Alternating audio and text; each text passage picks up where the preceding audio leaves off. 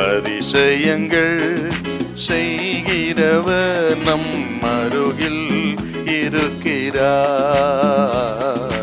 அற்புதங்கள் செய்கிறவர் என்றும் நமக்குள் வசிக்கிறார். 1 ராஜாக்கள் 19ஆம் அதிகாரம் 10வது வசனம். அதற்கு அவன், சேனைகளின் தேவனாகிய கர்த்தருக்காக வெகு பக்தி வைராக்கியமாயிருந்தேன். இஸ்ரவேல் புத்திரர் உமது உடன்படிக்கையை தள்ளிவிட்டார்கள். உம்முடைய பலிபீடங்களை இடித்து உம்முடைய தீர்க்கதரிசிகளை பட்டயத்தினால் கொன்று போட்டார்கள். நான் ஒருவன் மாத்திரம் மீதியாயிருக்கிறேன், என் பிராணனையும் வாங்க தேடுகிறார்கள் என்றான். எலியா, நான் ஒருவன் மாத்திரம் இருக்கிறேன், என்னையும் கொலை செய்ய வகை தேடுகிறார்களே. எத்தனை பெரிய தீர்க்கதரிசி அவரு! நேற்றுதான் கர்மேலின் மேல 450 தீர்க்கதரிசிகளை கொன்று ஆக வானத்தின் அக்னி இறக்கி கர்த்தரே தேவனை விளங்க பண்ணின பெரிய பக்தன் இப்ப சொல்றாரு, என் ஆத்துமாவை எடுத்துக்கொள்ளும் கர்த்தாவே, நான் நல்லவன் அல்ல, போதும் கர்த்தாவே, போதும் கர்த்தாவே, நான் ஒருவன் மாத்திரம் இருக்கிற என்னையும் கொலை செய்ய வகை தேடுகிறார்களே. நேற்று மலையின் உச்சியில இருந்தாரு, இன்றைக்கு பள்ளத்தாக்கின் அதல பாதாளத்துக்கு வந்துட்டாரு. நேற்று தைரியசாலி, இன்றைக்கு ஒரு கோழை போல சூறை செடிக்கு படுத்திருக்கிறார். நேற்று தேசமே அடுத்து எலியா என்ன சொல்லுவாரோன்னு காத்திருக்குது.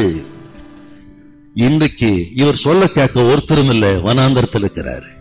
நேற்று ராஜா முதற்கொண்டு நடுங்கினான், இயேசவேல் நடுங்கினார், இன்றைக்கு இவர் நடுங்குகிறார்.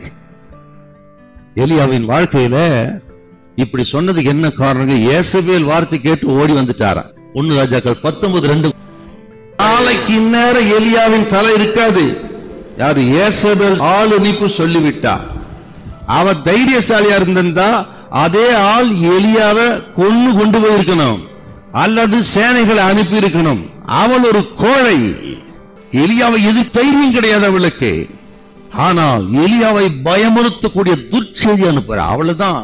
அது ஒரு துர்ச்செய்தியை தவிர எலியாவை கொல்ல அவளால முடியும், யாரால முடியாது. தேசமே எலியா என்ன சொல்லுவாரோன்னு காத்திருக்கிறது. அவர்கள் மத்தியில ஒண்ணு செய்ய முடியாத இயேசபேல் துர்ச்செய்தி தான் அனுப்பினார். ஆக அந்த இயேசபேல் சாத்தானுக்கு அடையாளம். அந்த துர்ச்செய்திங்கிறது சாத்தானுடைய ஆயுதம். கர்த்தர் சொல்றார் உங்களை பார்த்து, அநேக துர்ச்செய்தி வரலாம், பயப்படாதீங்க, நடக்காது ஆகாதுன்னு சொல்லலாம், கலங்காதீங்க, இது இவ்வளவு தான், இதுக்கு மேல ஒண்ணும் பண்ண முடியாது அப்படி செய்திகள் வரலாம். நீங்க நினைக்கிற மாதிரி நடக்காது.